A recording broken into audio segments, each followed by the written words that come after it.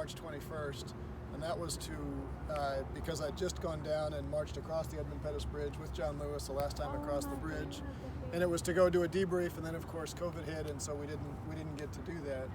And there just seems like a sort of parallel of here we are on the anniversary of his death, going through and now doing this. So I've been thinking about him a lot today. Yeah. And I don't know how to describe John. I worked with him for a year. You know, we knew each other. We were friends. I worked with him for 2 years, for a term. And I tell people all the time that I knew the legend, and I was just getting to know the man. And I wish I had more time to get to know the man, but I pinch myself every day that I'm sitting there saying, how do I have the same job as John Lewis? And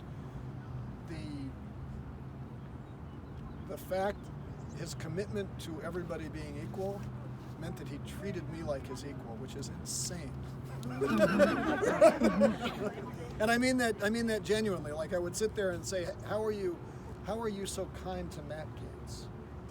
And then you realize, like, Matt Gaetz is a boy compared to John Lewis, right? Yeah. Matt Gaetz is trivial compared to Bull Connor. And John had this amazing ability to always do the right thing, to always lead with love, and to love you regardless of whether you did as well. Mm-hmm. And, you know, as Steny Hoyer said, he's the most Christ-like figure he's ever met. Yeah.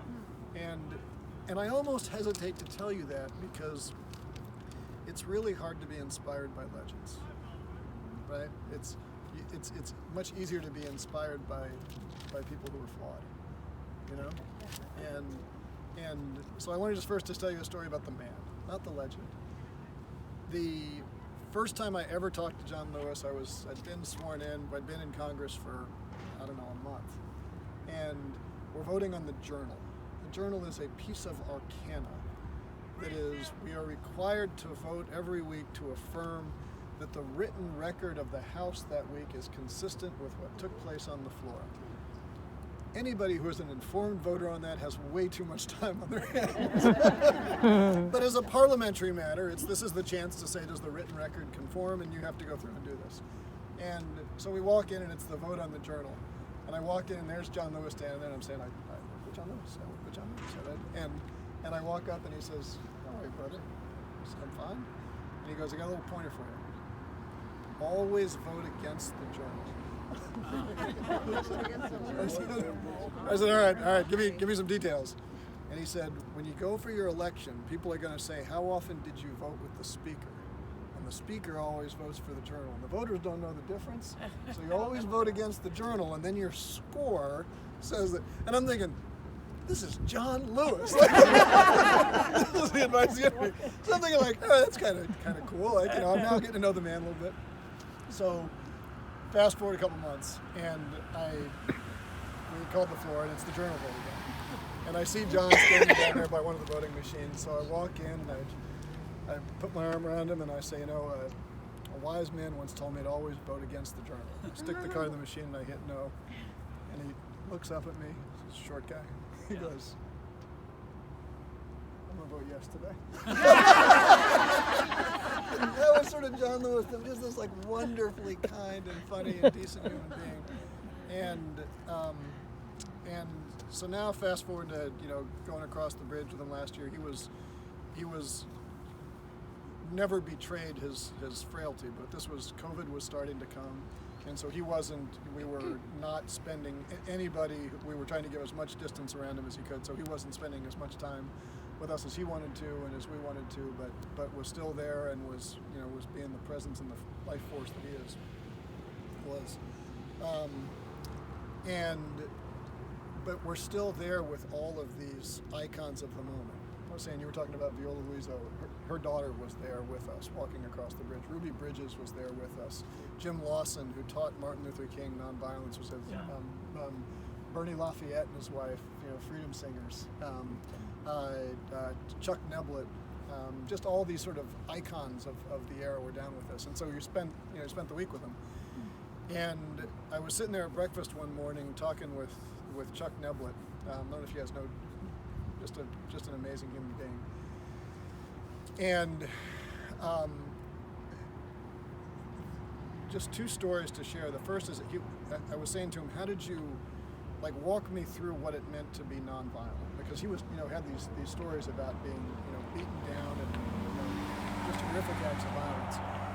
And he said that when they were getting trained, they were sort of, this is what you do, this is how you remain nonviolent, this is how you stay strong.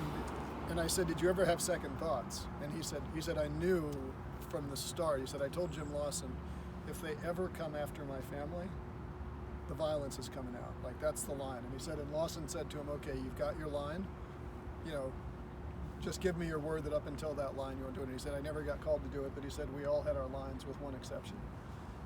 And the exception was John Lewis.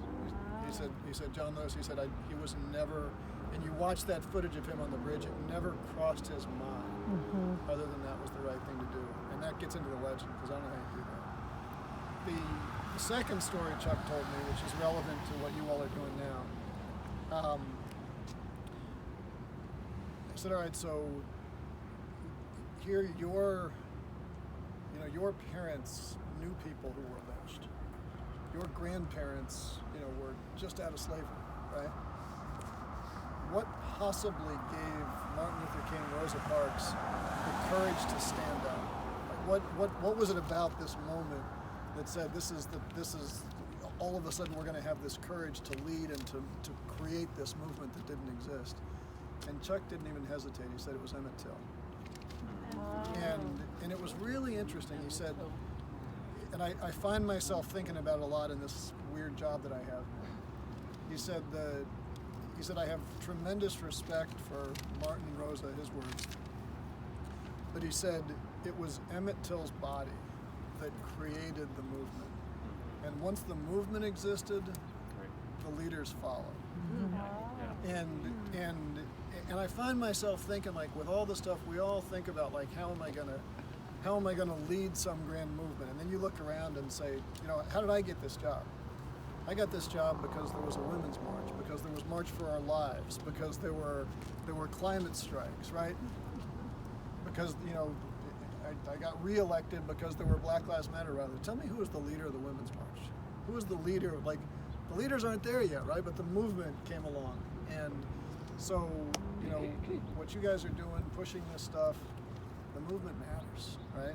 And it's a weird thing to say, but once the movement's there, the leaders will follow. Yeah. So thank you for doing this. I'm happy to answer. If you got questions about where we are, I'm happy to talk